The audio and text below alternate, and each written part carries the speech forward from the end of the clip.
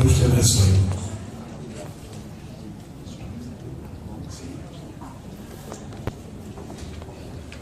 Boa noite, amados. Quero saudá-los com a graça e a paz do Senhor. Amém? Amém. Alegria grande poder estar com vocês nessa noite. Esse ano, eu não sei se os seminários combinaram, essa deve ser a 4ª ou 5ª conferência, semana teológica que eu falo em seminários no Brasil afora. E, portanto, no meio acadêmico, eu estive sentado aí numa faculdade de teologia entre 88 e 90, entre 88 e 91, e me formei em 91 no Seminário Teológico Batista do Sul do Brasil. De lá nós saímos para estudar um pouquinho mais a filosofia e estamos aí labutando no ministério cristão, no ministério evangélico, no ministério de Jesus Cristo há 24 anos. Ano que vem a gente completa 25 anos de ministério. Esse currículo que o professor mostrou aqui, eu não ouço esse currículo tem 200 anos. Já tinha até esquecido desse currículo, não sei onde é que vocês conseguiram ele. Eu não falo de mim em lugar nenhum, não divulgo quase nada, meu cara, mas descobri da minha vida todinha.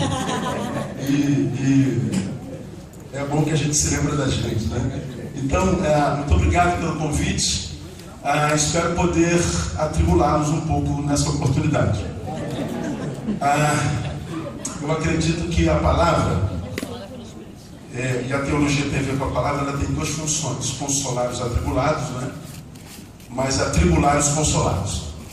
Se você está muito consoladão, muito paradão, devagar, a palavra vem e te atribula. Se você estiver atribulado, ela consola. Então ela tem faca de dois gumes. Hoje eu estou mais interessado em atribulá-los do que consolá-los. Glória a Deus. Eu quero, quem sabe, sair daqui nessa noite com a sensação de que vocês ficaram com raiva de mim, nunca mais queiram me ver na vida, porque eu mexi no podre, mexi no status quo, mexi no que, quem sabe, ninguém mexeu. Quero fazê-los pensar, não é? Não tenho a menor intenção de querer ser o dono da verdade, só trago reflexões. Vou falar sobre a minha experiência e a minha forma de ler igreja, discipulado, pastoreio e mundo. Todo ponto de vista é a vista de um ponto. Então, do meu ponto de vista é o que eu vou apresentar a vocês. Como vocês podem estar em outro ponto de vista, ainda que olhando para a mesma coisa, possivelmente vejam uma outra coisa, uma coisa diferente da minha. Então, não vou usar nada, só vou mostrar duas fotos a vocês. Depois nós vamos falar sobre a identidade sobre tudo. Começo contando um pouquinho da minha experiência. Ano que vem eu completo 25 anos de ministério pastoral. 22 anos, ano que vem, portanto, 23 anos na mesma igreja. Então, ano que vem eu faço bodas de prata na labuta pastoral e na mesma igreja, ano que vem, completo 23 anos. Como disse a vocês, me formei em 90 e, como qualquer acadêmico de teologia, temos em nós a verdade que nós fomos chamados para alguma coisa e por Deus, cada um com o seu chamado, cada um com a sua vocação. E no nosso meio, o cristão, em grande escala, quando se diz numa comunidade evangélica, numa igreja local, sou chamado a alguma coisa dentro de nós já preparada, eu não sei quem preparou isso, que diz que a gente tem que fazer seminário, que a gente tem que fazer teologia. A Deus me chamou, teologia. Deus me chamou, não interessa por onde ou para quê, seminário. Então nós acreditamos por cultura, isso não é herança bíblica nem nada, é cultura. Nós, não diferente de vocês, me senti chamado e fui para o seminário. No seminário chego cheio de sonhos, projetos, visões, desejos, e a fim de buscar capacitação para ser útil à minha geração, para servir a igreja do Senhor e cumprir o meu chamado. Meu plano, quando eu entrei no seminário, aos 19 anos de idade, talvez não fosse diferente da maioria de vocês, que era de me capacitar na teologia, e eu amava o estudo. Me converti aos 17 anos, mas sou nascido e criado na igreja. Todos os meus amigos, como alguns de vocês, foram batizados aos 9 anos de idade, 10 anos de idade, 12 anos de idade. Eu me recusei a batizar nessa idade, embora meu pai fosse diácono, minha mãe diaconisa. Eu criado na igreja, sempre sendo aquele jovem cristão padrão. Todo mundo achava que eu era um jovem que ia ser pastor sempre, eu nunca me vi assim. E me recusava a me batizar só porque eu era filho de crente. Eu queria ter a experiência da conversão que eu ouvia quem não foi criado na igreja teve. Eu queria experimentar essa coisa, esses testemunhos que eu ouvia falar. E eu sempre dizia, eu não me batizo enquanto eu não experimentar esse negócio. E eu ouvi durante a minha adolescência inteira, mas Neil, você é um menino exemplar, você foi embaixador do rei, desde arauto até embaixador-chefe, que é batista, que sabe o que eu estou falando. E fui adolescente, líder de adolescente e tal, sempre envolvido com tudo, nunca me afastei da igreja, mas eu queria a bendita da experiência. Aconteceu aos 17 anos de idade, quando eu estava entrando na Brigada de Infantaria Paraquedista, eu fui voluntário, fui um ano antes do meu tempo devido, me converto.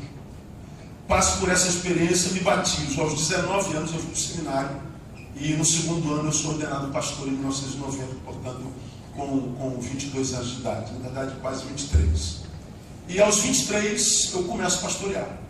E lá se vão 24 anos de idade. O sonho do menino, estudar teologia, mergulhar na palavra e me tornar conhecedor dela para ser o melhor comunicador para a minha geração. Meu sonho era fazer pós-graduação na área de teologia. Meu sonho era fazer mestrado na área de teologia. Meu sonho era fazer doutorado no exterior. Queria conhecer a teologia profundamente. Sonhava com doutorado. Mas em 1990 eu sou consagrado e vou para o pastoreio. E o que a prática pastoral faz comigo? A minha experiência, pelo amor de Deus. Não estou falando que é regra. A experiência do pastoreio na igreja local desconfigurou totalmente meu sonho de garoto e meus sonhos teológicos. Tudo. Tanto que, desde quando eu comecei a pastorear em 1990 e terminei meu curso em 91, nunca mais eu voltei a fazer qualquer coisa em termos de estudo na área teológica. Meus estudos foram para a área sociológica, a área filosófica, áreas de humanas em todas as vertentes. Eu fiz 9 pós-graduações na área de humanas, porque eu imaginei que eu tinha que conhecer gente mais do que qualquer outra coisa. E eu fui conhecer gente.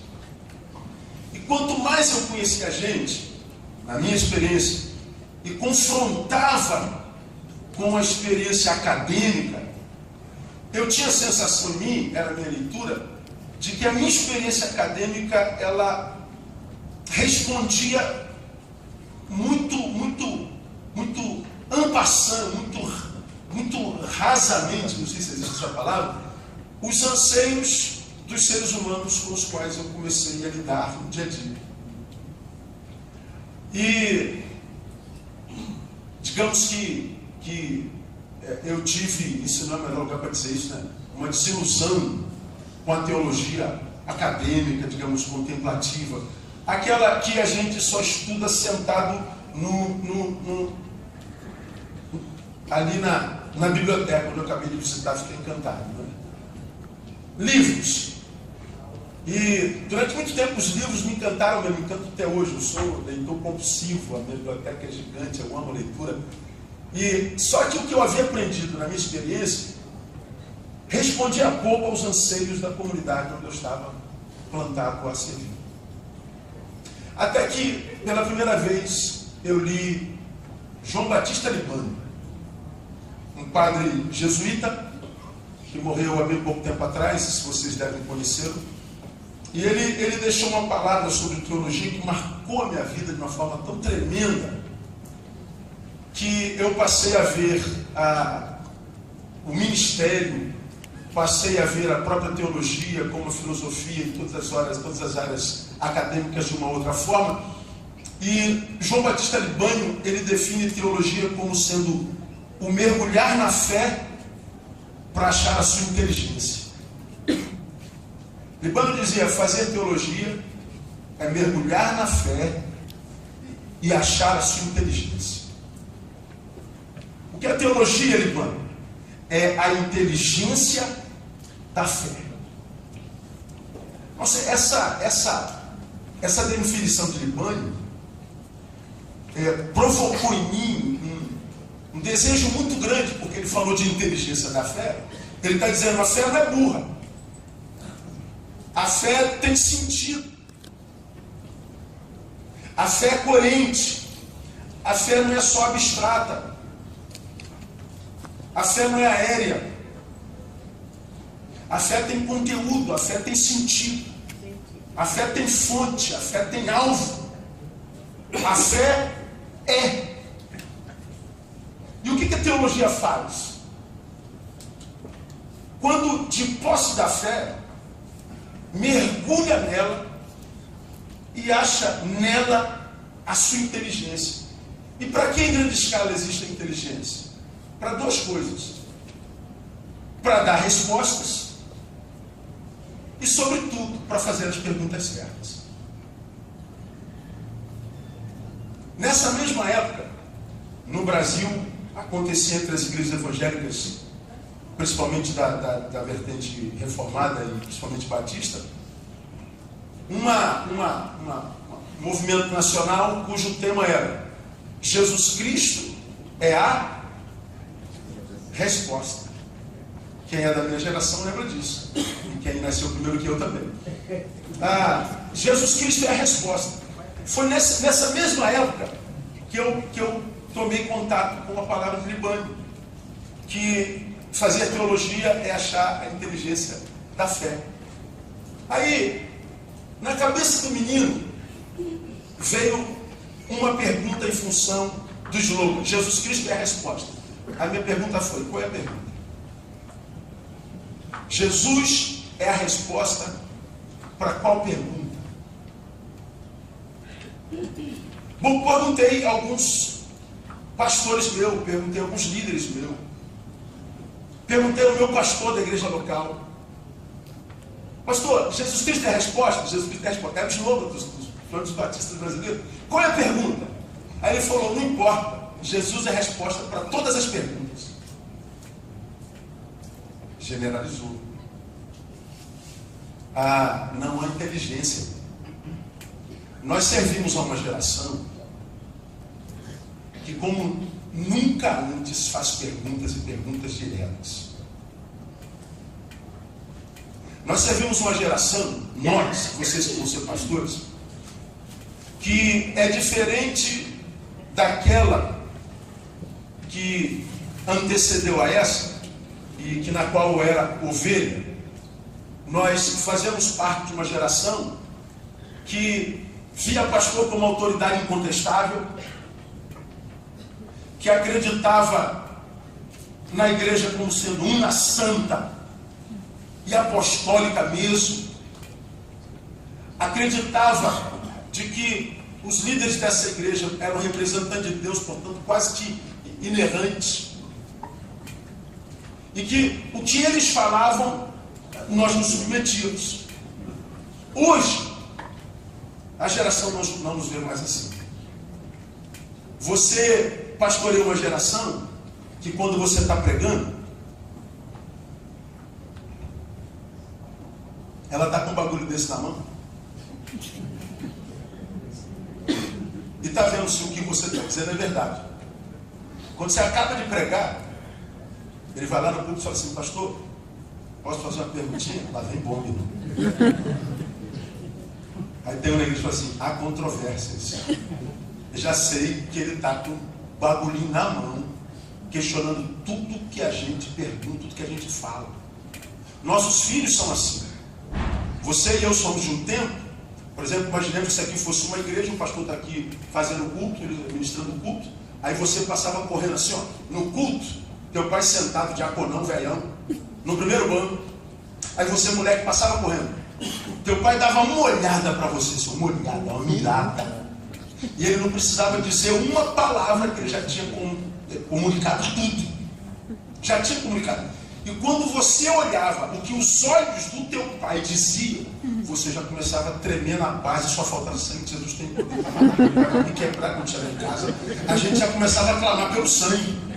Porque o pai não precisava dizer uma palavra e ele já tinha comunicado tudo. Hoje, a criança corre e o imbecil do pai fala assim: Joãozinho, para. Aí ele vai mais ali. É diferente daquele que você? Olha, se você não parar agora, o papai vai bater. Ele vai dando um bico na canela do pai. E você fala uma outra vez, ele não para, ele fica correndo. Tem que falar 10 vezes. É uma geração que está perdendo a escuta em todas as vertentes, inclusive espiritual. Nós somos chamados a ministrar a uma geração que questiona, e eu acho isso positivo a dessa, tudo, absolutamente tudo que a gente faz. Então, eu queria pensar com vocês hoje nessa perspectiva do discipulado. Eu sei que é uma semana teológica. Eu quero passar mais pela realidade eclesiológica e da missiologia do que da teologia propriamente dita. Vocês vão ouvir os caras, feras da teologia, e eu queria passar por essa vertente eclesiológica e missiológica. E eu queria ler um texto com vocês para a gente pensar um pouquinho. Mateus capítulo 5, se você tiver a Bíblia, pode ter a Bíblia.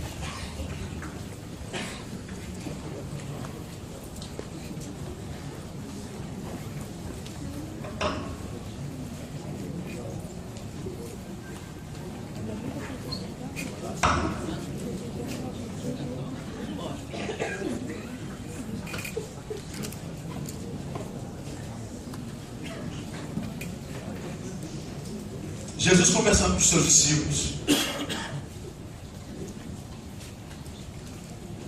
E nesse capítulo 5 ele faz uma biografia de uma pessoa que encontrou o que todo ser vivo busca na vida: felicidade. Todo ser vivo existe para buscar felicidade. Quando uma pessoa entra na nossa igreja, ela está ali buscando felicidade. A pergunta básica é: como eu faço para ser feliz? Desde que a gente sai do ventre da mãe, nós saímos para buscar a paz, segui-la, encontrar a nossa razão no mundo. O que nós estamos fazendo aqui? É quase que a evolução da questão shakespeariana. Ser ou não ser? Não, essa já passou. A resposta já está dada. Ser. Ser o quê? Ou ser como? Como que eu sou de forma a valer a pena? Essa é a questão básica da existência de qualquer ser vivente. Não é só do homem, não. O problema é que nós somos racionais. Então essa é uma questão racional para qualquer um de nós. Nós somos levantados líderes para responder a pergunta: como é que eu faço para ser feliz? Jesus, no capítulo 5, traça um perfil do que é uma pessoa que alcançou bem-aventurança, felicidade, equilíbrio.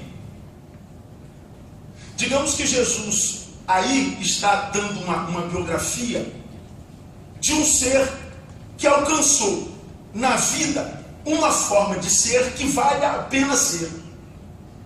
Essa é a visão de Jesus sobre felicidade. Aí você lê no capítulo 5 como Jesus define esse homem. Ele diz: bem-aventurados, felizes são os humildes de espírito. Bem-aventurados são os que choram, mansos.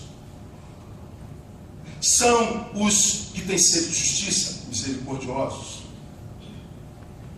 Bem-aventurados, pacificadores, limpos de coração, e os perseguidos por causa da justiça.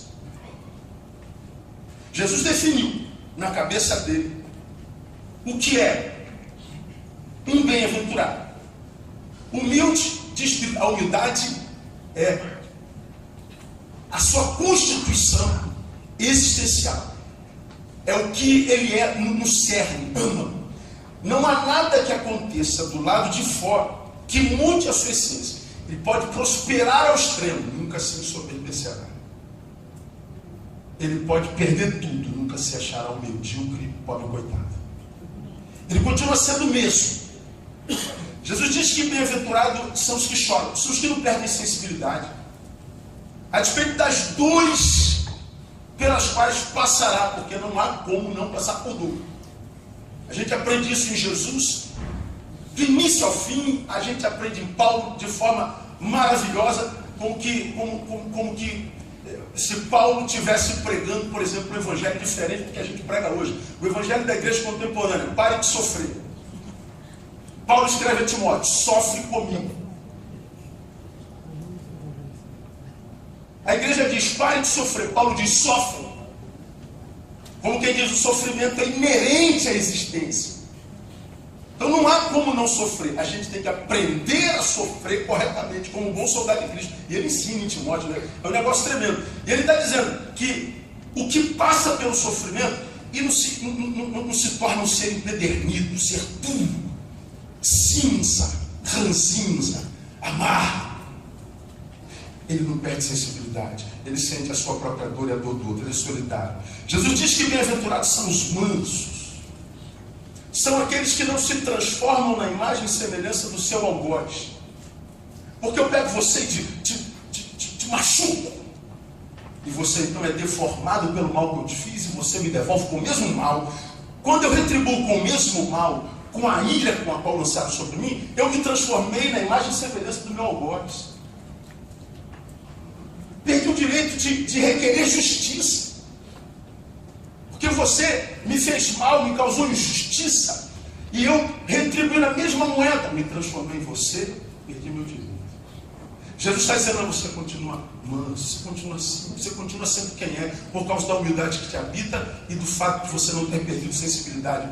Jesus diz que são os que têm fome e sede de justiça. São aqueles, portanto, que estão inseridos no seu tempo e que não está envolvido só com a causa do seu umbigo, mas ele está de tal forma inserido que onde ele vê injustiça, ele tem fome de vê-la dissipada.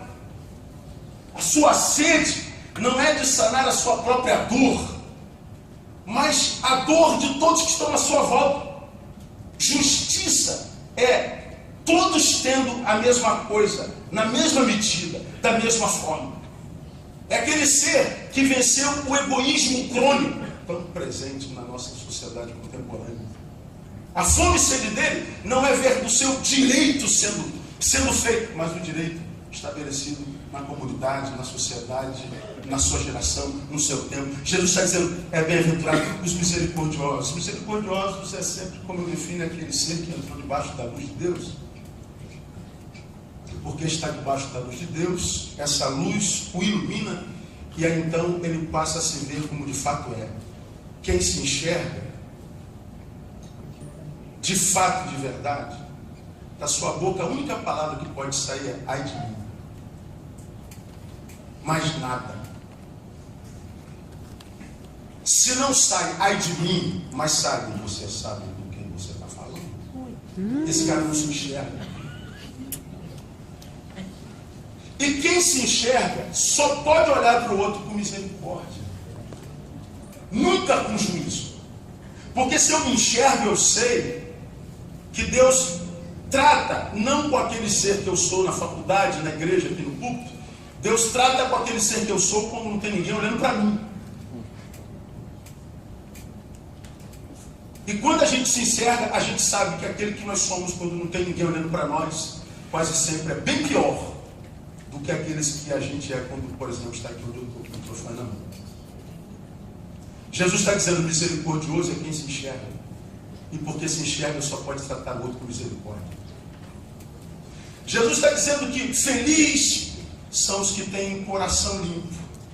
Bom, no coração dele passa tudo que passa no coração de todo mundo: raiva, ira, mágoa, ódio, tara, desejos, desânimos. Mas porque o coração é limpo, tudo passa, nada para. O coração tem um trono, e o trono pertence a Jesus de Nazaré, que é o príncipe da paz. É limpo de coração. Felizes são os perseguidos por causa da justiça. São os que venceram a inércia. São os que agem em favor da justiça. No mundo injusto, num mundo triste, desequilibrado, ele é agente de justiça, e porque ele rema contra a maré, porque ele rema contra o status quo, então ele é perseguido. Jesus está dizendo que esse cara é um cara feliz. Agora, pensem comigo, irmãos. Felicidade em Jesus, bem-aventurança em Jesus, nada, absolutamente nada tem a ver com o que eu faço, nem com o que eu tenho. Tem a ver com o que habita meu ser. Tem a ver com identidade. Não tem a ver com o que eu conquistei, não tem a ver com o que eu amealhei, não tem a ver com os títulos que eu tenho, não tem a ver com o cargo que eu ocupo, tem nada a ver com isso. Tudo a ver com o que habita meu ser. Agora, você sabe o que é o mais lindo? É que é para essa gente que Jesus escreve no versículo 13. Olha o que está escrito aí. Mas vós sois o quê? O sal da terra. Durante muito tempo, eu imaginei que Jesus falava com qualquer um que mudou de religião e virou evangélico. Eu imaginei que Jesus estava falando com qualquer tipo de gente que frequenta a igreja. Mas não. Com quem que Jesus está falando? Com gente que descobriu o seu lugar no mundo. Com gente que de fato, por causa do que lhe habita, é tida como bem-aventurada. É gente que alcançou o que Jesus discerne, define como felicidade. Ele está dizendo, vocês são o sal da terra. Então, discípulo de Jesus para Jesus, não é quem mudou de religião, não é quem segue dogmas apenas, não é quem frequenta templos apenas, não é quem tem discurso cristão, não. É quem no caminho é de tal forma que, em sendo visto, provoque sede na sua própria geração. Por isso que ele diz, vocês são o sal. Ora, quando a gente come muito sal, o que a gente sente? Sede. Sede. Discípulo de Jesus é muito mais do que mudar de religião. É muito mais do que mudar de discurso, de indumentária. Nesse texto, Jesus está falando sobre identidade. Identidade. Identidade de quem? Dos discípulos que estiveram debaixo da sua luz, tiveram um novo nascimento, se encontraram no mundo, portanto, já sabem quem são, e porque sabem quem são, sabem para que existem. A igreja de Jesus, ela é composta desse tipo de gente. O que Jesus está dizendo quando diz que nós somos sal é simplesmente o seguinte: a sua vida só encontra sentido quando você ajuda a dar sentido na vida de alguém. Porque se a sua vida não dá sentido à vida de ninguém, a tua vida não tem sentido. Esse texto, irmãos, ele me provoca algumas reflexões muito profundas. Porque, primeiro, ele define nossa identidade. E cada um tem que se auto-julgar, né? Fazer uma autoavaliação. Porque nesse versículo que nós acabamos de ler, Jesus diz assim: são vocês o sal da terra. A gente sabe que sal dá sabor e preserva. Mas o versículo não acaba aí, acaba. O versículo diz assim: mas se o sal não salgar, o que Jesus está dizendo enquanto hipótese?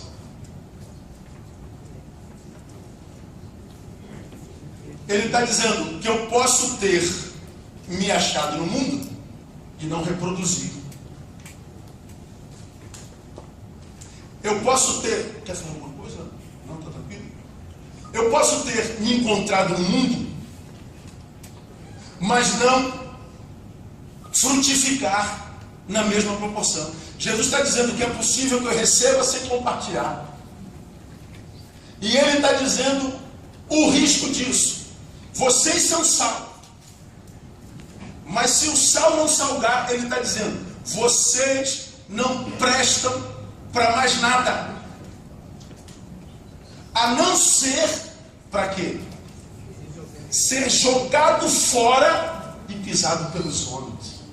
Meu irmão, essa palavra de Jesus é uma das palavras mais graves da Bíblia Sagrada na concepção. Ele está falando para o Neil, você se encontrou, me encontrei. Como? Eu me encontrei contigo. Porque eu me encontrei contigo, eu me encontrei. E agora que você se encontrou para quê? Para ajudar pessoas a se encontrarem também. E como é que elas fazem? Se encontrando contigo. E como é que elas vão fazer isso? Olhando para mim como referência. Elas têm que olhar para mim e desejar ser igual a mim, porque eu sou igual ao Senhor. E se você não provocar essa fome na tua geração, Neil, aí eu vou ser alguém inútil para o Senhor, eu não vou prestar para mais nada. Exatamente, Neil. E quando você não presta para mais nada, Neil, o que acontece? Você vai ser pisado pelos homens. Perceba? Pisado pelos homens, não é pelo diabo. Não tem a ver com salvação. Você aceitou Jesus? Aleluia, aceitei. Morra, você vai para o céu. Mas é possível que enquanto você não morra, você viva uma vida completamente sem sentido, infeliz. Humilhado. Bom, se isso provoca alguma coisa em você, é fácil. É só você olhar a santidade dos crentes dentro da igreja e a qualidade de vida deles, fora delas. É só você olhar, é só você não ter medo de olhar. E você vai ver essa desconexão existencial entre o que a gente parece ser e o que a gente é de fato. Jesus está dizendo que é possível que eu me encontre e a minha vida perca totalmente sentido. Ele está falando que eu posso interromper o fluxo de Deus em mim mesmo e posso, portanto, ver o meu futuro interrompido. Eu vou viver interrupções existenciais. Deus me deu, mas eu não compartilhei. Porque não compartilhei, eu interceptei o fluir de Deus em mim. Portanto, na minha geração, eu me torno mais um na multidão, inútil, performático, hipócrita e peso por mim. Discípulo para Jesus é muito mais do que frequentador de igreja. Isso é uma realidade tão contundente que nós vemos na prática a igreja contemporânea mudando, ainda que não diga verbalmente, conceitos de algumas realidades que deveriam ser imutáveis na palavra. Por exemplo, o conceito do que seja bênção ou um abençoado. O que é um abençoado para o crente contemporâneo? Abençoado é aquele que pediu alguma coisa a Deus e Deus deu. A gente acha que a gente se torna abençoado quando o que a gente pediu a Deus chegou até nós. Ou seja, eu pedi a Deus uma coisa, ele chegou, eu vou contar a minha bênção, irmãos. Deus me abençoou, aleluia, estou me sentindo muito abençoado. Por quê, irmão? Porque eu pedi uma coisa a Deus e Deus me deu. Mas eu não me torno abençoado quando a bênção chega até mim. Quer ver um exemplo? Vamos imaginar que eu seja um sedento. Estou morrendo de sede. Estou semanas sem beber água. E eu digo, Deus abençoa teu servo, abençoa teu servo, abençoa teu servo. Responde a súplica do teu servo. Ora, se eu sou um sedento, quando eu peço a Deus, me abençoe, me abençoe, me abençoe, que bênção que eu estou pedindo a Deus? Água. Abençoa teu servo, abençoa teu servo. Meus lábios estão secos, abençoa teu servo, até que a minha bênção chegou. Oh, meu Deus, como eu sou abençoado. Deus me abençoou. Por que, Ney? Eu pedi a ele água e a água chegou. Você não é abençoado, você é um descedentado. Não se torna abençoado quando a bênção chega até você. Você era alguém que estava com sede e agora alguém que está sem sede. Quer dizer que você é um abençoado. Porque se eu vou para a palavra, eu sou um homem que tem fome e sede de justiça. Não me conformo com a justiça na terra. Eu sou alguém, portanto, inserido na minha geração. Eu conheço suas dores. E eu sei que no mesmo deserto que eu estou, tem um monte de gente com sede, igual a mim. E a água que Deus me deu foi tão abundante que matou a minha sede para hoje e sobrou. E já que sobrou, porque eu já saciei a minha sede, aí o que eu faço? Eu percebo que tem gente perto de mim com sede. Aí eu quero oferecer aqui para o Esdras. Chega até aqui, Esdras. Aí o Esdras está com sede, eu dou o Esdras. Aqui, ó. Agora eu me tornei um abençoado. Eu não me torno abençoado quando a bênção chega até mim, mas quando eu reproduzo. Obrigado, Esdras. Se ela chega a mim e eu não reproduzo, eu sou um descedentado, parasita, reprovado por Deus. Sal que não salva.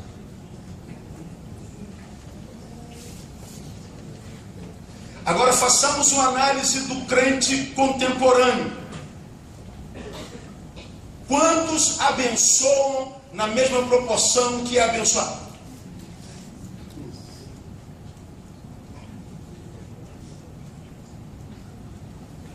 A gente acredita que nos tornamos abençoados quando a bênção chega.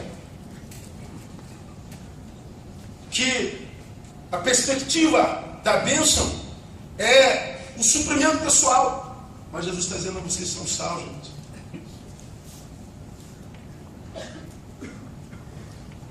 O que se requer de sal é aquele sal. Jesus começa a falar sobre identidade. Irmãos, isso aqui é muito sério. Jesus começa a falar de sal. Se você não sabe o que você é no reino de Deus, você é sal. Você tem que provocar a priori sede. Deus, quando de fato agiu no coração, no peito, na interioridade, na subjetividade, quando alguém de fato se encontrou com Jesus, portanto encontrou-se consigo mesmo, descobriu quem é no reino, e aí ele está dizendo, você é sal da terra. Da terra. Mas é possível que mesmo sabendo quem você não seja. Identidade. Agora pensem comigo. Por que você acha que Jesus começa falando sobre identidade com seus discípulos? Ele está no início de tudo aí, Mateus capítulo 5. Ele está começando a coisa. Então ele está trabalhando a identidade dos seus verdadeiros discípulos. Por que ele está trabalhando identidade? Porque se eles forem deformados, serão incipientes. E se forem incipientes, não prestam para mais nada. É muito simples de entender um negócio como esse. Por que Jesus começa com identidade? Porque se eu não sei quem eu sou, o que sobra para mim é mentira. É uma farsa, é uma hipocrisia. Se eu não sou o que deveria ser, eu sou qualquer coisa, menos eu. E se eu sou qualquer coisa, menos eu, no corpo, eu sou uma mentira. E qual é o problema da mentira? Dois, principalmente. Porque o problema da mentira é o que a mentira gera em nós. Primeira desgraça da mentira, viver hipocrisia, inverdade, ser o que não é e nem foi chamado para ser. Primeira coisa, a mentira, ela anula, ou melhor, impossibilita o estabelecimento da vontade de Deus na nossa vida. Por que a mentira impossibilita o estabelecimento da vontade de Deus na nossa vida? Porque a vontade de Deus na nossa vida é o que a gente mais busca, quer saber qual a vontade de Deus na vida. É o que as ovelhas mais perguntam a gente, o que os seus discípulos mais perguntam a você. Mas eu quero saber qual a vontade. É devo, não devo? Vou, não vou? Volto, não volto? Fico, não fico? Faço, não faço? Sou, não sou? Qual é a vontade de Deus? Pois é, se você não descobre tua identidade e esquece a vontade de Deus, por uma simples razão. O que Deus tem para mim e não para essa mentira na qual me tornei. Eu sou aquele que eu sou no coração de Deus. Eu sou isso aqui. Agora, se eu tenho minha crise de identidade, virei só um evangélico membro de igreja. Virei só um sustentador de império religioso. Virei só um religioso incipiente. Virei só alguém que mudou a indumentária e o linguajar. Mas eu não sou isso que Jesus diz que salga a terra. Se eu não sou isso que salga a terra, eu sou uma mentira. Bom, Deus não tem projeto para essa mentira que eu sou. O que Ele tem para mim, tem para mim. É por isso que a gente se encontra, por exemplo, com muita gente decepcionada com Deus. Muita gente se afastando da igreja. Muita gente apostatando. O ateísmo é epidêmico. Porque gente decepcionada com Deus. Por quê? O discurso é sempre o mesmo. Quem é pastor que sabe disso, quem sabe disso. Ah, pastor, Deus me prometeu, Deus falou comigo, Deus disse que ia dar, Deus disse que ia fazer, porque o Senhor falou profundamente ao meu coração, eu sei que Deus falou comigo, e Deus não cumpriu. O que esse cara está dizendo? Inconscientemente, Deus é mentiroso, mau caráter, sem palavra. A resposta que eu dou é sempre a mesma. Bom, se Deus falou contigo, então você era alguém que andava na presença dele.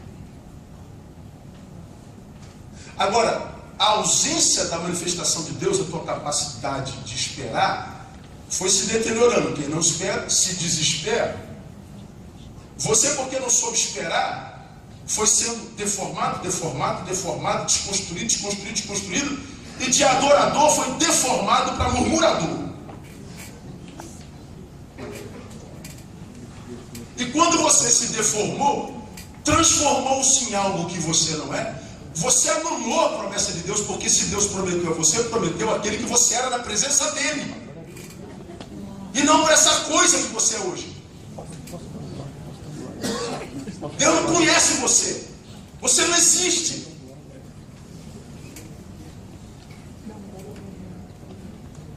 Então como é que a promessa de Deus vai cumprir na tua vida? Volta a ser quem você é nele. Porque se eu me transformo numa mentira, impossibilitei o estabelecimento da vontade de Deus em mim. Porque eu não existo para Deus. Eu sou uma imagem. Sou um holograma. Eu sou o que diria Zygmunt Bauman, um ser líquido, sem consistência interna. Essa é a desgraça da mentira. Olha a segunda coisa que a mentira faz em nós. A mentira desconfigura, aspas, a nossa genética espiritual. Isso é espiritual, não é genética. Mas é para a gente entender. Desconfigura a nossa genética, a nossa origem. Nós somos seres criados por Deus, portanto divinos. Nós somos filhos de Deus. Filhos de Deus. Filhos de Deus. Isso é uma... Você já pensou que é que uma quer ser filho de Deus? Filho de Deus. Mas eu me deformei, me transformei numa mentira. Desconfigurei minha genética espiritual de filho de Deus. Agora, olha, pense comigo. Se eu desconfigurei minha genética espiritual de filho de Deus, me tornei numa mentira, eu reconfigurei a minha relação paternal, porque o pai da mentira é o diabo. Filho de Deus? Sim, adotado por Satanás.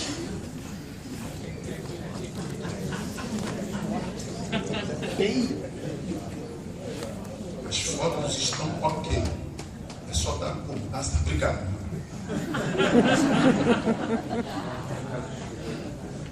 Você está entendendo? Ou seja, eu posso ser isso aqui e não frutificar nisso. Me torna uma mentira. Continuo filho, continuo. Mas por que mentiroso? Com a paternidade reconfigurada. Quando eu volto para Jesus e o vejo dizendo, pelos frutos os conhecereis, é só a gente analisar os frutos. Irmãos, eu rodo o país inteiro, muitos de vocês me acompanham aí pelas redes sociais, nas conferências. e dentro e fora do país, nas maiores conferências da igreja brasileira, eu não encontro um crente que esteja satisfeito no que ou com o que se transformou a igreja evangélica brasileira. Eu não encontro pode ser que aqui seja o primeiro lugar que eu encontro no Brasil, alguém dizendo que orgulho de ser evangélico. Como é bom ligar a televisão e ver os nossos pastores pregando o evangelho. Olha,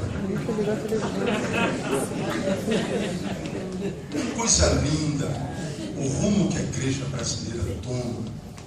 Tenho orgulho, eu bato no peito no meu trabalho e digo que eu sou evangélico, com orgulho.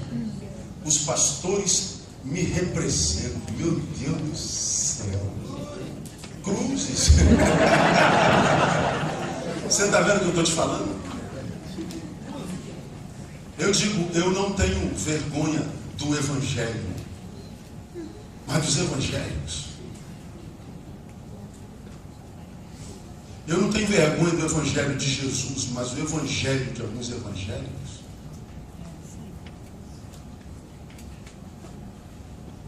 Pelos frutos a gente conhece. A igreja de Deus é. E se ela for mentirosa? Serve a quem? Identidade, gente. Jesus começa por identidade porque ele sabe que se eu não for o que devo ser, eu me torno uma mentira. Eu sou uma comida do diabo, eu sou filho dele. Aí o que eu digo é o seguinte: se nós hoje não atraímos as mesmas pessoas que Jesus atraía, então nós não estamos pregando a mesma mensagem que Jesus pregava. Porque talvez nós vivamos, sem precedentes na história da igreja, a maior crise de identidade pela qual nós já passamos.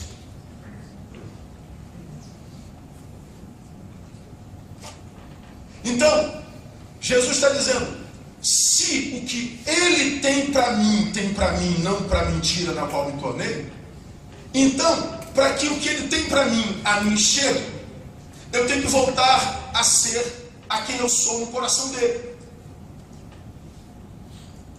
Então, o caminho para o futuro glorioso é o retorno em arrependimento.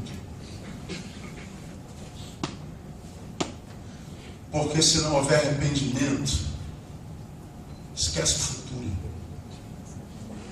Vai ser só a repetição do presente.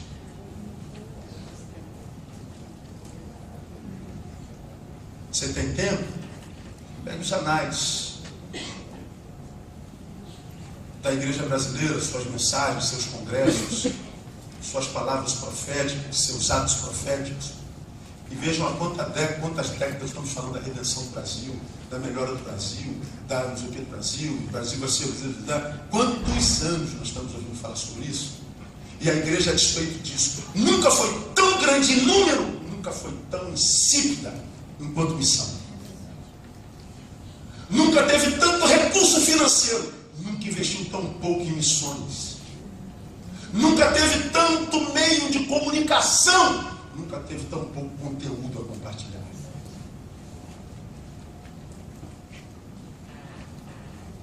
Deformidade e incipiência.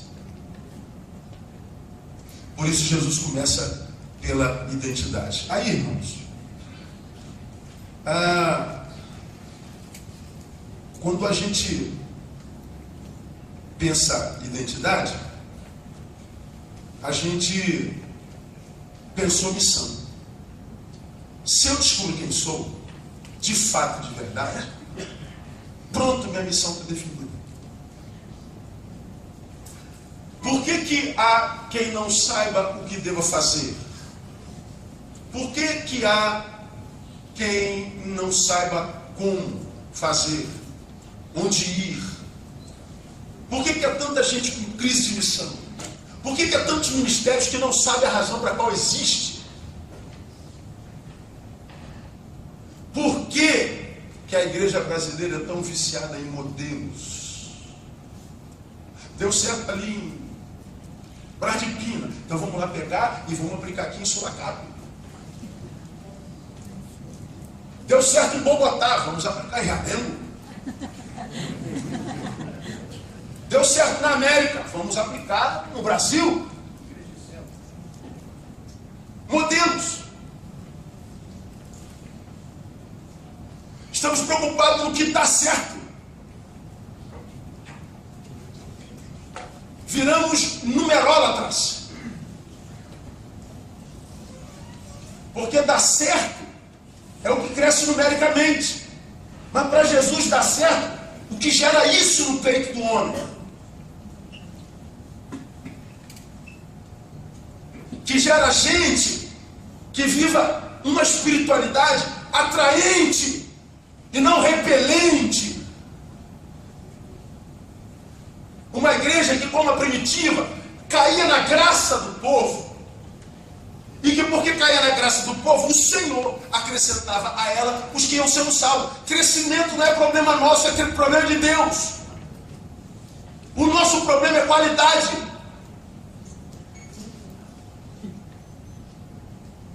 Agora, em nome do crescimento numérico, materialismo, capitalismo, nós abrimos mão da formação discipular, de gerar Jesus no peito do sujeito. E aí crescemos em número e temos que carregar isso nas costas, porque imaginamos que todos que estão no meio desses números são discípulos de Jesus.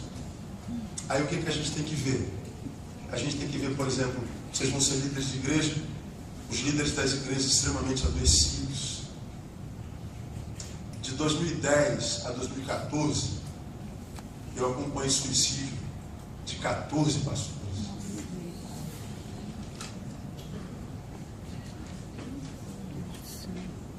Pastor? Pastores deprimidos, famílias acabadas, divórcio como epidemia, crise de fé, apostasia. Hawkins, o apóstolo do ateísmo mundial, de olho nessa pecha da falência do clero cristão, criou uma instituição chamada clero,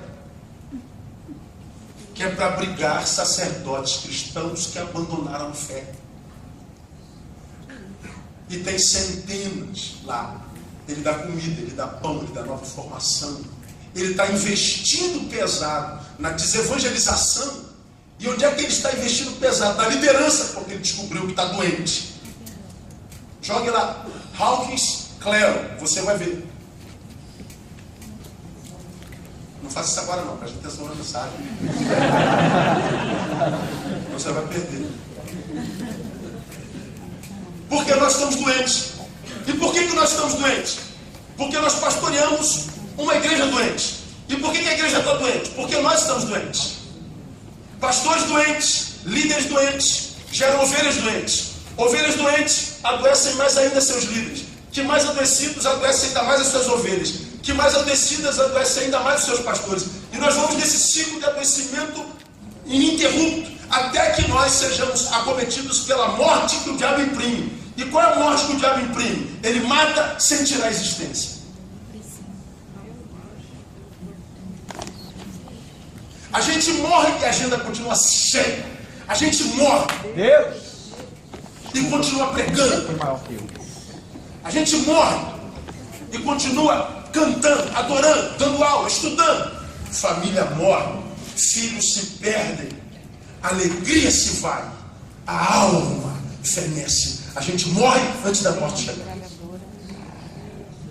Onde está o problema? Crise de identidade, que vai desembocar onde? Na crise de missão.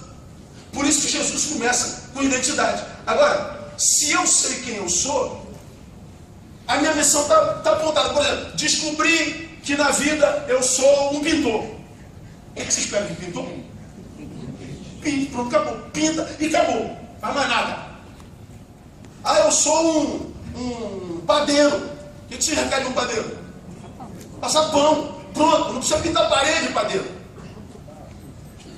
Não precisa dirigir ambulância e levar a irmã não sei lá, no hospital. Descubra quem você é. Agora, o que acontece numa igreja local, por exemplo? Você toca o violão, você prega, você visita, você administra, você é diretor de não sei das coisas, você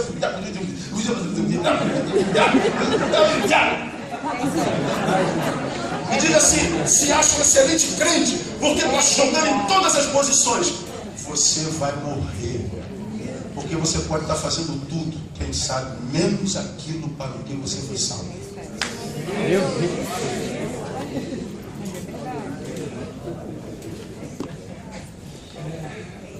A crise de missão é por causa da visibilidade, deformidade e insípido. Agora pensem comigo. Eu tenho até que hora, tem intervalo, que hora, pastor? Eu tenho até 8h30. Não, meia-noite eu achei mais alto.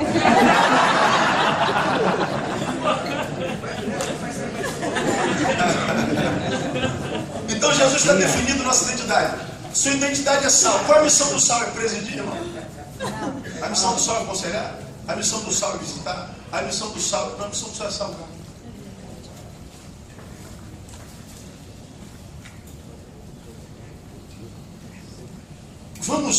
Vamos imaginar isso fazendo um churrasquinho. Vamos cair na carne agora, em nome de Jesus. Ó, picanhazinho, argentino. A grelha está aqui, ó. A brasa vermelha.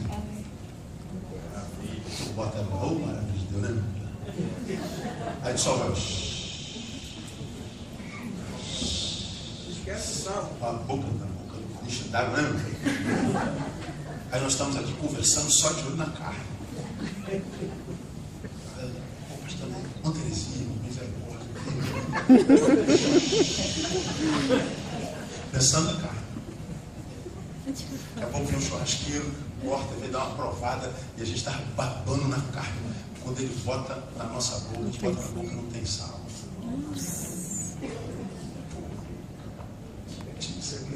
Cara, tu esqueceu o sal, irmão, tu tira da boca, tu joga fora. Por quê? O que alimenta? O que mata a fome? É o sal ou é a carne? Então, qual é o principal? O sal ou a carne? A carne. Mas se você tira o sal do principal, o que a gente faz com o principal? A gente abandona. A gente vai para o secundário. A gente vai comer pão com maionese.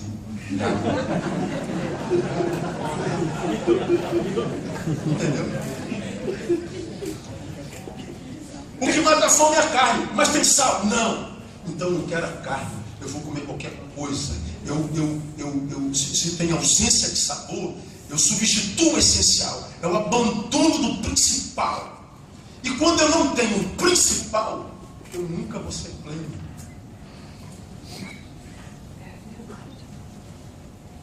Eu vou viver sempre com essa sensação.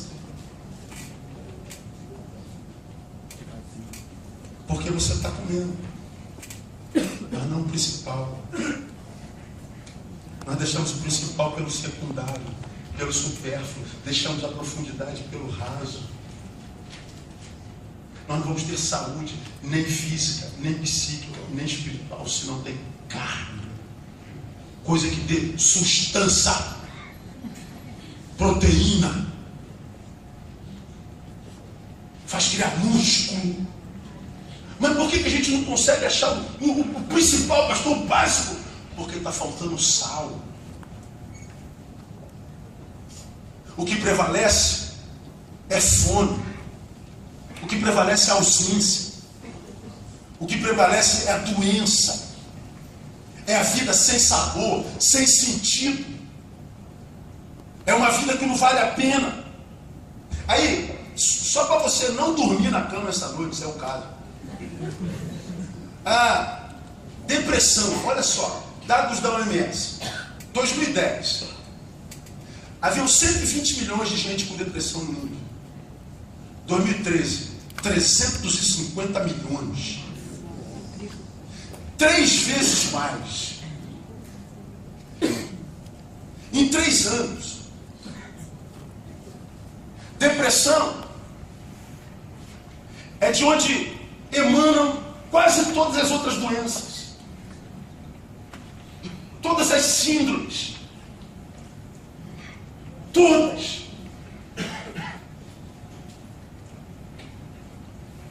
A sociedade está doente na alma. No Brasil são 17 milhões, isso em 2013. Olha outros dados do nosso planeta. 850 mil pessoas no mundo morrem por causa da depressão. Todo ano, são 3 por dia. Se tornará nos próximos anos o maior gatilho para a morte e incapacitação de vidas no planeta. Quem tem depressão, deprimir, é empurrar para baixo. A pessoa não consegue viver uma vida de cabeça erguida. Ela não encontra sentido na vida. Nada dá sabor, nada traz alegria. Ela foi roubada de si mesma. Ela pode dizer como Fábio de Melo: quem me roubou de mim? Ela foi roubada e não sabe quem roubou. Ela não sabe onde foi parar. Não há nada que dê sentido à vida e à existência. E o pior, ela tem que esconder isso, principalmente se for evangélico, porque vão dizer que é diabo. Porque nós não temos entendimento. Vivemos uma mentira. Se você tem problema no coração, você corre para o cardiologista. Não está conseguindo ler a Bíblia, corre para o oftalmologista. Dente doeu, dentista. Mas está com um problema na alma. Jesus é meu psicólogo. Como se você não fosse mais gente. Acreditou que a espiritualidade arranca de você a humanidade. Aí tem que viver uma mentira. Tudo bem, irmão? Tudo bem, irmão. Só vitória. Só vitória. Só vitória. Aí eu digo, só mentira. Só mentira. E só mentira. Nós nos tornamos uma comunidade onde a gente só tem espaço para contar testemunho de vitória. A gente não tem espaço para contar a nossa dor. Porque a gente chama todo mundo de irmão, mas não pode chamar quase ninguém de amigo. Não há espaço para fracos entre nós, mesmo que todos nós tenhamos fraquezas. Eu penso na igreja meio maluca, cara. Eu penso numa igreja que o cara que pegou, ele diga assim: esse pecado não vai me esmagar enquanto culpa. Eu não vou ficar desesperado. Eu não vou abrir mão da promessa, da vocação. Porque amanhã eu vou chegar na minha igreja e vou falar do meu pecado. E os meus irmãos vão me abraçar.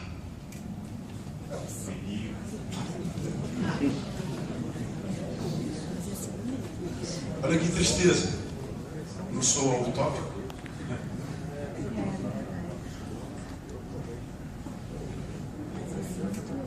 O diabo acusa, todo mundo acusa, não tem problema. Amanhã eu vou para a minha igreja. E lá é uma comunidade da graça. De gente que se enxerga e que vai olhar para mim com misericórdia. Mas na verdade o que a gente encontra hoje é um monte de crentes que diz: nós não podemos tolerar o pecado entre nós. Mas o pecado é sempre do outro.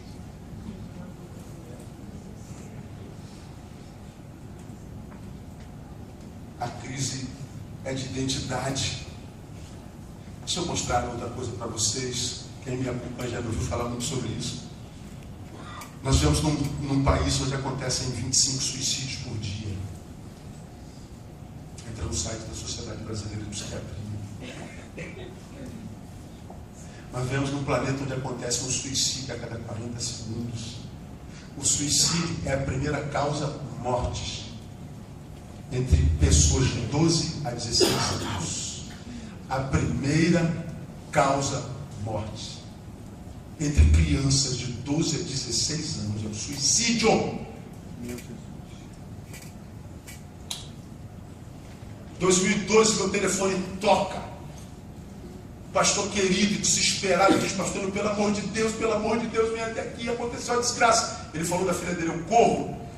A filha dele, da idade da minha, agora minha com 19, dele tinha 17, minha tinha 17, minha filha caçula hoje tem 19, tinha 17 na época. Eu chego na casa dele, a filha dele cortou os 2 pulsos, estava sentado no cantinho da parede do quarto dela, e o quarto dela cheio de sangue, e o pai com ela no braço chorando, gritando: onde é que foi que eu errei, onde é que foi que eu errei, onde é que foi que eu errei, pelo amor de Deus. A filha dele estava morta, filha única. Eu tenho essa imagem tatuada na minha mente, irmão, que eu não consigo me livrar dela. É a primeira causa da morte dessa gente, dessa idade. Aí durante muito tempo, na minha idiotice, na minha inflexibilidade, na minha ausência de misericórdia, eu falava: não, o suicida é um frouxo. Se matou porque é frouxo, queria morrer. Você que é insensível. O suicida, quando se mata, não quer matar a vida, ele quer matar a dor. O suicídio não é um grito desesperado pela morte, não, é um grito desesperado pela vida. Ele não está dizendo: eu quero morrer. Ele está dizendo: eu quero viver, mas eu não consigo, então eu prefiro morrer. Ele está ensinando que pior do que a morte é a ausência da vida. Ele não deseja a morte, ele não consegue ser sem a vida. Começa onde? Uma depressãozinha que a gente não trata porque acha que é bobagem, e ela, como epidemia, vai tomando o planeta. E o número de suicidas, gente que vive à base de remédios, barbitúricos, gente cuja morte vai chegando antes da morte chegar, gente cuja vida vai sendo roubada de si mesmo. Nós vemos um quadro humano terrível. Eu dou alguns dados para os irmãos ainda. Há um sociólogo chamado Jean Ziegler, é o ex-relator especial para o direito à alimentação das Nações Unidas. Ele escreveu um artigo em 2012 falando sobre o mapa da fome no mundo. Ele disse uma coisa interessante: a fome hoje é o que mais mata no planeta. Não há nada no planeta que mate mais do que a fome. Isso é assustador. 70 milhões de pessoas morrem no mundo com fome todo ano. 70 milhões de pessoas morrem. 18 milhões morrem com fome. Agora, o que é mais triste? Em 2012, pela primeira vez na história do planeta, o planeta produziu comida para 12 bilhões de seres humanos. Quantos seres humanos nós somos no planeta hoje? 7 bilhões e 200. A Terra produziu comida para 12 bilhões de seres humanos. Olha, se produziu comida para 12 bilhões de seres humanos, por que 18 milhões morrem de fome? Iniquidade. Toda vez que a gente vê uma pessoa morrendo de fome no planeta, nós estamos diante de um assassinato. E por que nós estamos diante de um assassinato? Porque não tem mais gente no planeta clamando, com sede e fome, por justiça. Família, 2013. Saiu o resumo da síntese social brasileira em 2013. Família, pela primeira vez na história do nosso país, a família nuclear já não é mais de maioria. A família nuclear é pai, mãe e filhos. É a família que Deus pensou. Família nuclear, pai, mãe e filho, hoje configuram 49,9% dos lares brasileiros. 50,1% são os novos modelos familiares. São as famílias que nasceram do segundo, do terceiro, do quarto casamento. Os novos modelos familiares são oriundos da falência da família tradicional. O que está acontecendo com o planeta? O que está acontecendo com o Brasil? Cada vez que você liga a televisão, é uma calamidade nova. Todos nós já perguntamos: meu Deus, aonde é que nós vamos parar? Nós não vamos parar, irmão. E nós, de dentro dos nossos tempos, Dizemos, o diabo está se levantando com poder, o diabo é sujo. Irmão, o problema deles não é a presença poderosa do diabo. O problema deles é a nossa ausência. Falta sal. O problema deles é a ausência de nós, ou nossa ausência. O sal existe para preservar, para dar sabor. E se o sal não está lá, o principal perde sentido. A vida fica sem sentido. A gente vai viver o secundário, inversões de valores. Não valorizo mais minha mulher, valorizo o amante, eu não valorizo mais a igreja. Vocês já viram os nossos crentes hoje, irmão? Quantos pastores nós temos aqui? Curiosidade. Tem mais pastor que gente que hoje. Aqui, você já olhou assim para a sua igreja uma vez no culto? Aí falou assim, essa gente não merece. Tu trabalha feito um cão condenado. Rala, babu. Aí daqui a pouco você vai dar uma passadinha no Facebook. No dia que você convocou todo mundo tirando selfie na praia. Folga, Jesus, leva logo uma vez. A gente não faz isso.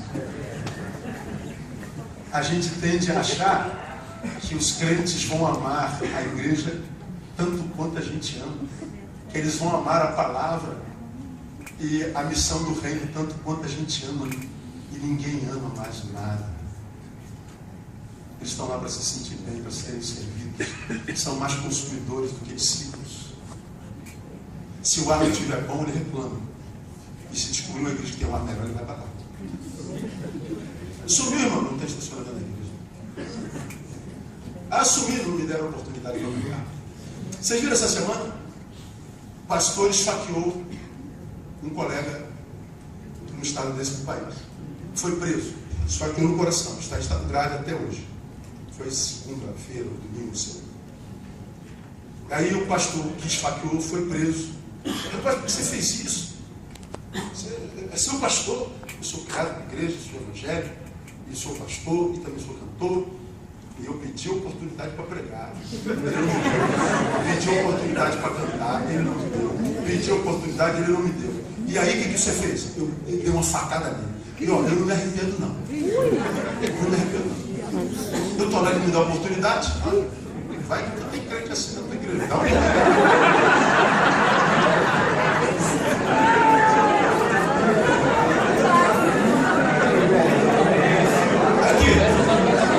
Eu vi essa reportagem na terça-feira. Ontem, hoje é que dia? Eu vi essa reportagem na sexta-feira. Foi semana passada. Domingo eu fui pro culto. Na hora do louvor, aí eu estava assim, ó, de mão erguida, fechado, lembrei da reportagem que eu achei. De olho aberto. Olha o trau. Olha, eu vou adorar de olho aberto agora, porque eu sei lá que maluco está sentado ali. Porque nós temos uma geração de consumidores. A missão não está sendo cumprida. Se eu tenho crise de identidade, eu estou deformado, eu vou ser incipiente, eu vou ser sal dentro do saleiro. E enquanto eu sou sal dentro do saleiro, a terra vai de mal a pior e a gente acha que a gente não tem nada a ver com isso. Porque a gente acha que igreja é um campo de refugiados para os salvos. E a gente vem para se sentir bem. Não, a igreja não é um campo de refugiados para os salvos. É uma escola que os capacita para mudar o mundo. Eu estou indo para a igreja para servir a Deus. Eu não sirvo a Deus na igreja. Vamos imaginar que isso aqui foi um culto, já teve louvor e o pastor está pregando. Não deixa de ser uma pregação. Que tipo de serviço você está prestando para Deus agora? Nenhum. É Deus quem te está servindo com a sua palavra. Eu não sirvo a Deus na igreja. Sou servido por Ele. E sou servido por Ele por quê? Para que eu possa compartilhar do lado de fora o que eu recebi do lado de dentro. Aí eu digo que o sucesso do Evangelho não se mensura pela quantidade de gente que entra para adorar, se mensura pela quantidade de gente que sai para servir. Por que a gente não sai? Porque a gente perdeu a identidade, consequentemente o senso de missão. Veja, rodando o país, você precisa rodar o país, pode ficar no seu bairro. A gente julga um evento sucesso pela quantidade de gente que a gente conseguiu botar dentro desse lugar. O evento foi uma bênção. Por quê? Tinha 1.500 pessoas. O evento não foi muito bom. Por quê? Veio só 100. Número lá. Crise de som. Sal de menos faz com que o principal seja abandonado, faz com que a gente substitua a essência, faz com que a gente deixe o principal. Sal de menos gera no povo uma espiritualidade esotérica, sensitiva, epidérmica. E tu pregar isso para crentes depois de não dar uma dor de cabeça. Porque o cara sempre se achou super crente. Porque ele fumava, não fuma mais. Bebia, não bebe mais. Transava, não transa mais. Ele matava, eu matava, eu roubava, eu se prostituía. Mas hoje eu mato, não roubo, não se prostituo. Não bebo, não fumo, não vou para a praia, não uso mais short, não me depilo, não faço mais nada disso. Aqui, irmão, você não bebe, não fuma, não rouba, não mata, não cheira, nada disso. O Hare Krishna também não. O muçulmano muito menos. O bom católico também não. O ateu decente também não. A fé do Cristo de Deus não é definida pelo que a gente deixa de fazer, mas pelo que a gente produz. Então, se fosse alguém que deixou de fazer tudo isso, mas não faz nada para Deus, isso é um parasita reprovado. E se está com raiva, é porque é dentro.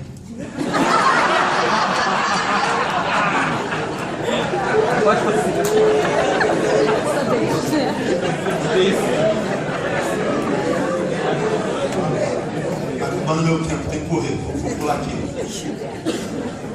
Agora isso é sal de menos, né, irmão? Agora vamos voltar para cá. Olha o churrasquinho, ó. Eu estou aqui conversando, jogando sal. Hein, irmão? O que você está achando aí? Muita heresia, pastor. Eu gostei, cara. Acho que foi bom. Tá, o sal daqui, jogando sal. 1 quilo de carne sobre 1 quilo de sal. Quando vai dar para provar?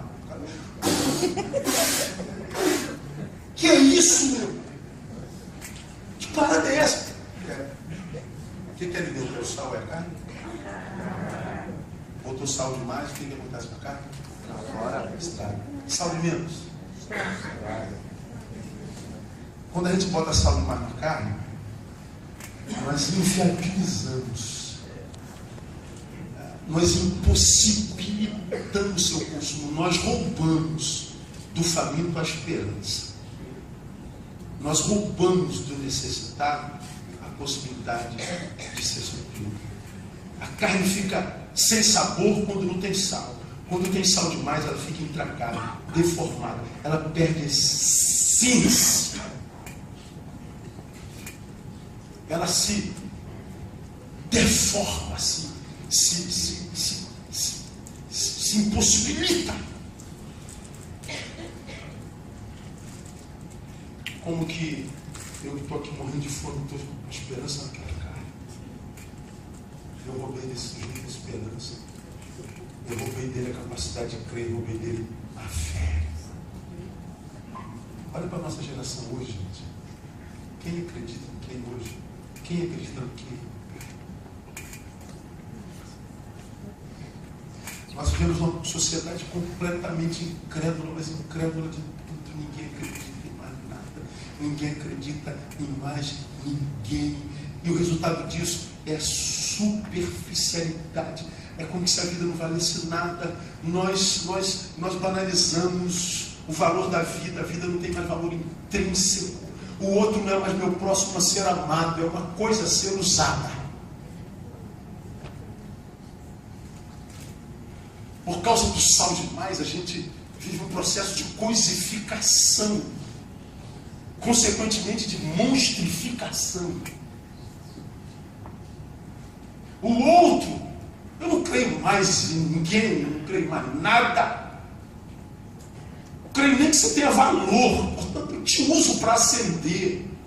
Você é um objeto de prazer, você é um degrau. Essa banalização, e essa banalização leva a gente o quê? A superficialidade total. Meu irmão, eu nunca vi uma geração tão superficial. Para diante de qualquer grupinho de jovem, adolescente aqui, ó, passa perto na tua igreja e fica ouvindo assim como um fofoqueiro gospel. Não sai um assunto que preste, meu filho. Não mesmo. Essa geração é uma geração que eu chamo de genitocêntrica. Seu prazer se resumiu à genitália. Só tira prazer dessa área do corpo. A mulher não vale mais pelo que sabe, mas vale pela...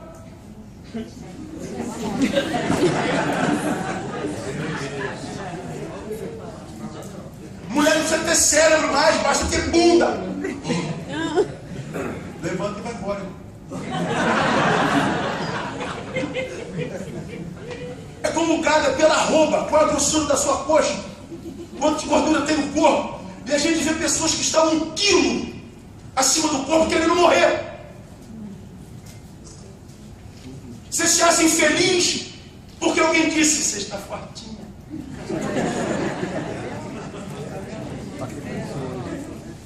Qual é a crise da sociedade ocidental? Como é que eu faço para parar de comer? Eu quero parar de engordar. Pelo amor de Deus, me diz como é que eu fecho a boca. Como é que eu paro de comer? Você vai lá para o outro lado do planeta. Eles estão querendo saber quando é que eles vão comer de novo. Porque eles estão morrendo de fome. Eu adotei, enquanto Igreja Batista Betânia, 158 missionários no Haiti. Por que nós adotamos 158 missionários no Haiti? Todos os pastores de uma cidade lá de Porto Príncipe. Porque um pastor amigo meu da Flórida adotou todos os pastores evangélicos de Porto Príncipe. E ele falou, Neil, deixa eu te contar uma história. Ele contou a história do pastor Peter, que enterrou seu filho de 9 anos. Do que ele morreu? De fome. O filho do pastor morreu de fome. O haitiano come uma vez por semana. E o que ele come? Biscoito de argila com farinha. Por que ele come uma vez por semana argila com farinha? Porque se ele comer 2, contamina e morre. E se não comer, morre da mesma forma. Tem famílias decidindo quem é que vai morrer agora. Porque não tem comida. E nós aqui estamos brigando e em depressão, porque a gente não sabe como parar de comer. E ficamos tristes.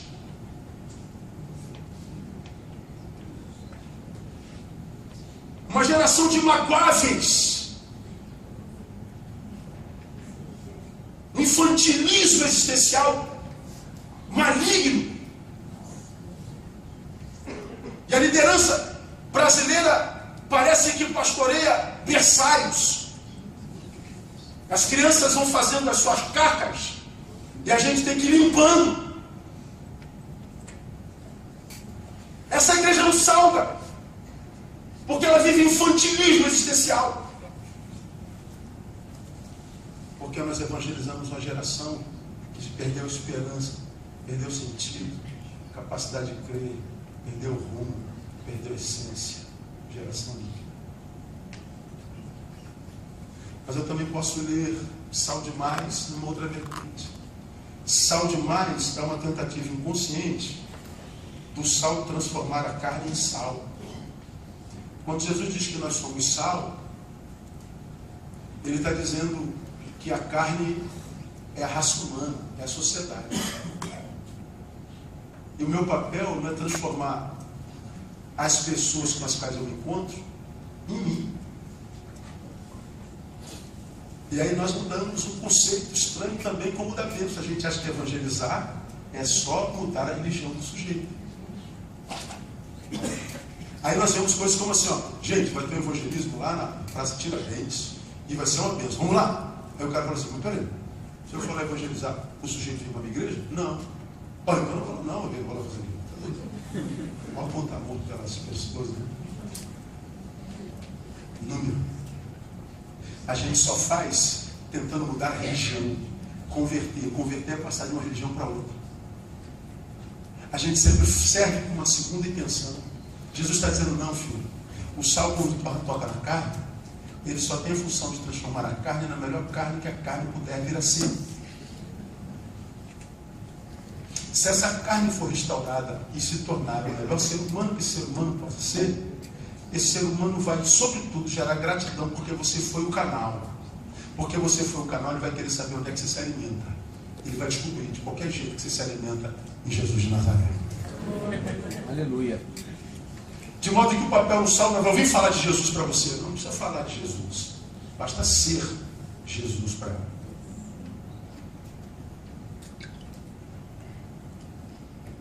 Porque essa geração não ouve com os ouvidos, irmãos. Essa geração ouve com os olhos. Quero um exemplo assim para a gente caminhar no final. Eu sei que está quase todo mundo filmando aí. Só um pouquinho a tua mão. Peraí. Paga o livro comigo. Junta a mão assim, ó. Esfrega. Até ficar morno. Acho que já ficou já? Mornou? Fecha a mão. Bota na bochecha.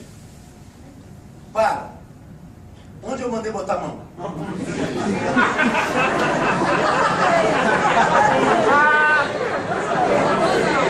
Eu caí.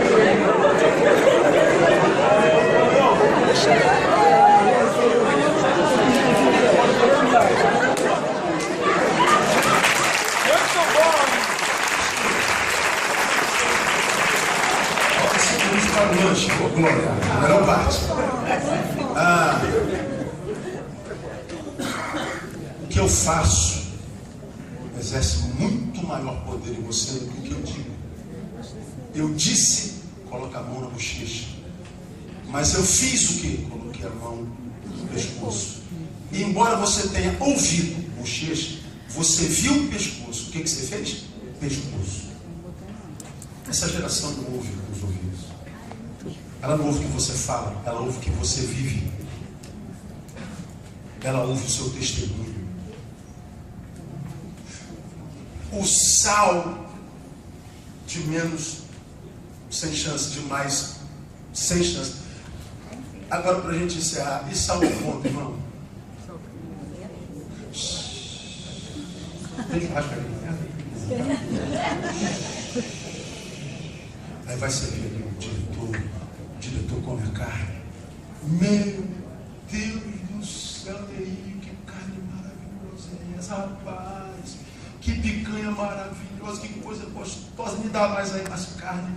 Veja só, quando o sal está agindo, ninguém lembra do sal, ninguém fala do sal, ninguém dá glória ao sal, ninguém aplaude o sal, ninguém pensa no sal. A glória vai toda para a carne.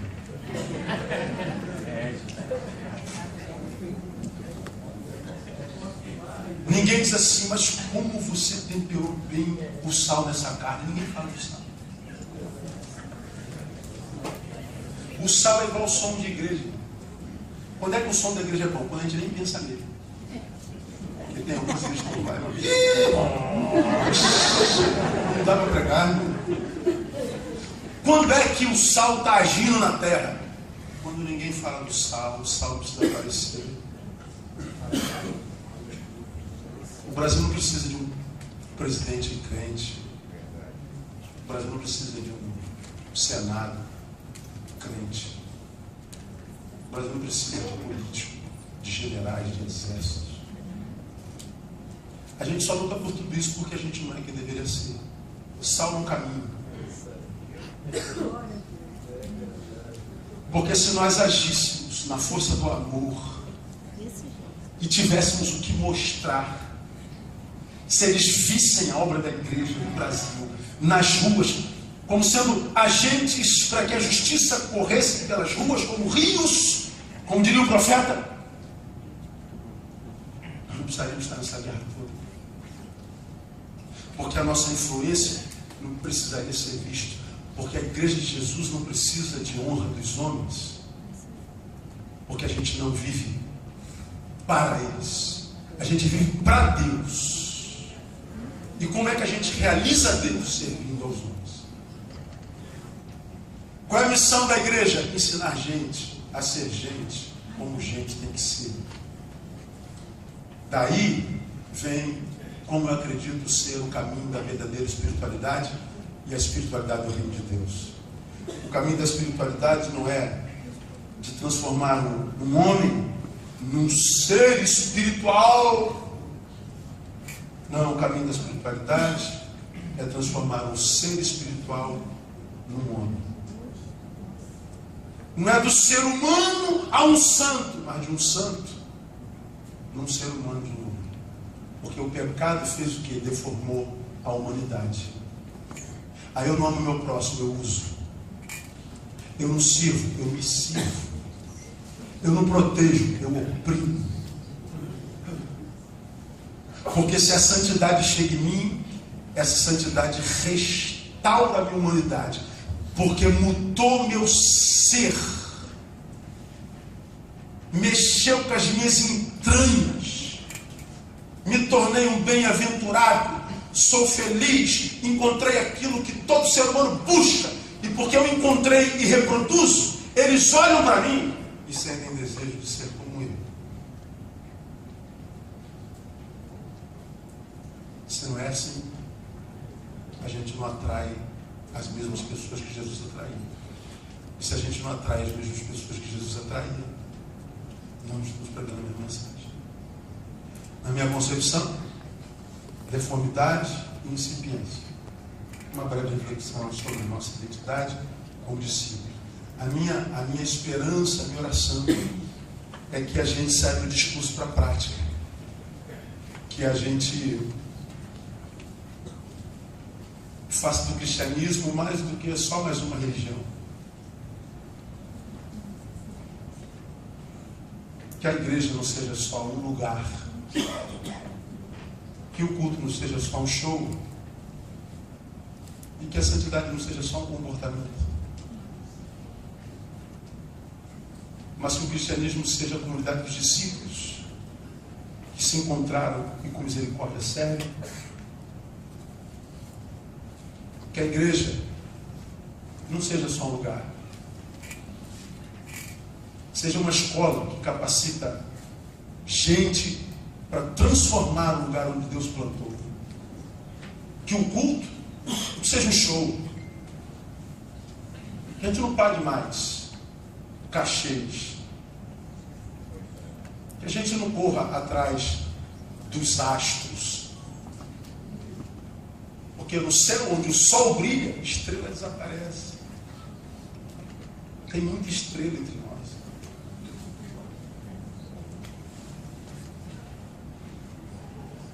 E que a santidade seja a verdadeira restauração da nossa humanidade, para que a gente possa ser exemplo de humanidade, de amor, de serviço. E que o nosso testemunho possa atrair-nos a Deus.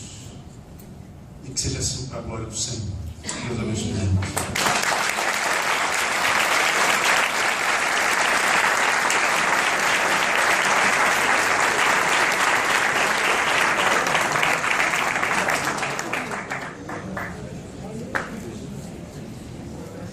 Queridos, começamos ontem, estamos continuando e creio que cada um de nós poderíamos dizer: Deus está